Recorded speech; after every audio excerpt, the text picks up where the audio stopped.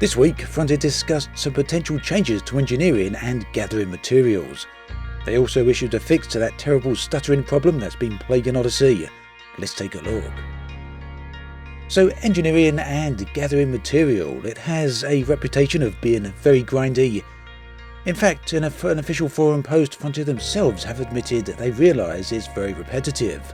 With that in mind, they're now requesting feedback on people's thoughts on the availability and time required for getting materials, as well as perhaps some suggestions for alternative gathering methods for said materials. They're also looking at some potential changes for the actual rolling of improvements to the engineer upgrades. So, reading what Frontier have to say here: availability and time required. To obtain materials as fast as possible within grades 1 to 3, they're typically traded down from grades 4 to 5, and that's very true. It's in fact the way a lot of people do it. It's the way I do it. To make them worthwhile to gather by themselves, should their availability and the rate at which they are obtained be increased. So, should it be easier to gain grades 1 to 3 materials by just going out there and gathering them? That's debatable. I don't find them too easy, too hard rather, to gather most of the time. It's really just the amount of time that it actually takes, so it's not really difficulty. It's just a time factor. So yes, if you want to cut down the time it takes to invest into gathering these materials, then certainly make them more available. Again, as always, let me know your thoughts on any of this in the comment section below, because it's certainly very relevant to any type of feedback. The story seems to be the same for grades 4 and 5. Frontier want to know if players feel if the number of instances picked up per material should actually be increased. Now, my thoughts on this: I know quite a few people out there do like spending time gathering materials, but it's certainly not everyone's cup of tea, and it's my personal biggest issue with the game, spending a huge vast amounts of time doing repetitive actions just for small limited gains. So if that could be improved in any way, then I for one would find that a very welcome thing. Now, another issue here is the rarer BGS days. Some materials are tied to those. Frontier wants to know if these types of materials should also be more readily discoverable. So it seems they're really thinking about the amount of time it takes to upgrade your ship and any of the modules. In fact, Frontier actually say at the bottom of that section, any estimates regarding how long it took to earn any given engineered module by gathering materials will also be helpful in addressing this aspect of balancing. So basically they're actually asking players how long it's taking them to gather enough materials to actually upgrade any specific module.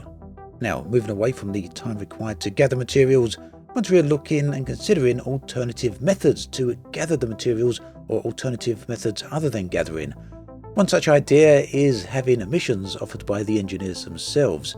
So basically these would replace going out and gathering the materials. Instead, you would complete a mission for the engineer, and that would fulfill a part of the requirements for you. Those missions would then be repeatable.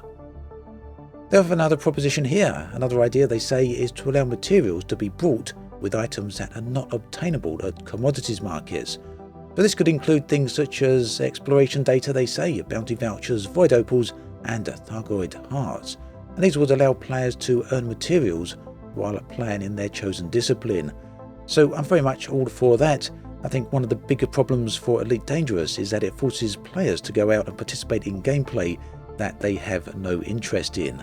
So it seems the suggestion here is that if you want to upgrade an exploration-based module, then you have to undertake exploration-based activity.